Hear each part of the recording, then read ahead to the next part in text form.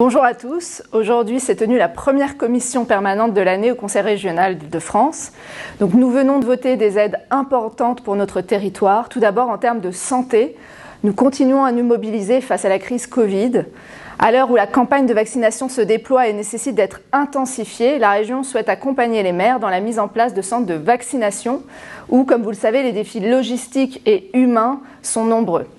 Donc on met en place aujourd'hui un fonds vaccinal avec une aide forfaitaire de 10 000 € maximum par commune concernée par le déploiement d'un centre de vaccination. Cette aide, elle vise à participer aux dépenses auxquelles les communes ou leurs groupements devront faire face afin de mettre en place la campagne de vaccination contre la Covid-19.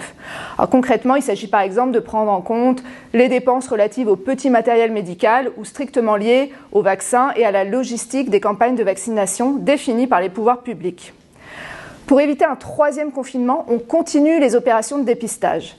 Alors après une grande opération ce week-end dans 300 communes d'Île-de-France, dont dans notre territoire le Vésinet, Carrières, Croissy, Chatou, Le Mesnil-le-Roi, l'Étang-la-Ville ou Marly-le-Roi, on vient de voter près de 40 000 € pour des centres de tests antigéniques supplémentaires à Saint-Germain-en-Laye et à Mareil-Marly, en plus des opérations que vous connaissez dans les gares, comme par exemple à Sartrouville.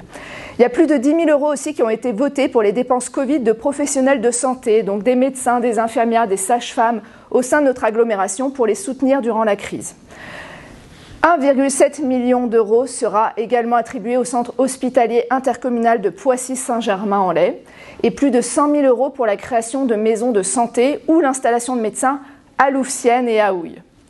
Alors, dans le domaine des transports, on vient de voter une enveloppe de 66 millions d'euros pour le prolongement du RER E à l'ouest avec la création d'un arrêt Houille-Carrières sur le trajet qui ira jusqu'à Mantes-la-Jolie. C'est un projet essentiel qui va désengorger le RER A dans moins de 3 ans sur notre territoire. La région a également débloqué plus de 19 millions d'euros pour les travaux du T13 qui relie Saint-Cyr-l'École à Saint-Germain-en-Laye et plus de 20 000 voyageurs en bénéficieront chaque jour. Donc vous le voyez, nous poursuivons notre révolution des transports en Île-de-France. Nous avions mené aussi une expérimentation dans le Val d'Oise avec le financement du permis de conduire pour les jeunes en insertion professionnelle. Et donc, face au succès de cette mesure, le dispositif va être élargi dès le 1er mars à l'ensemble des départements d'Île-de-France. Or, l'aide concerne les jeunes âgés de 18 à 25 ans qui habitent évidemment en Île-de-France, qui sont inscrits dans une démarche d'insertion professionnelle, les demandeurs d'emploi qui résident dans un quartier politique de la ville ou en zone rurale, les jeunes en mission locale, des stagiaires de la formation professionnelle, etc. Des aides importantes ont aussi été votées aujourd'hui en termes de solidarité face à l'augmentation inquiétante de la précarité. Tout d'abord, une enveloppe de 27 000 € pour les Restos du Cœur des Yvelines, avec notamment l'achat de matériel pour le centre de distribution de Sartrouville, dont la charge de travail est immense en ce moment tout particulièrement. Et j'en profite d'ailleurs pour remercier l'ensemble des bénévoles qui donnent toute leur énergie chaque jour à aider les plus fragiles sur notre commune et au-delà. Les Restos du Cœur, c'est vraiment un partenaire essentiel de la région et on les accompagne financièrement depuis 5 ans pour faire face à leurs besoins croissants.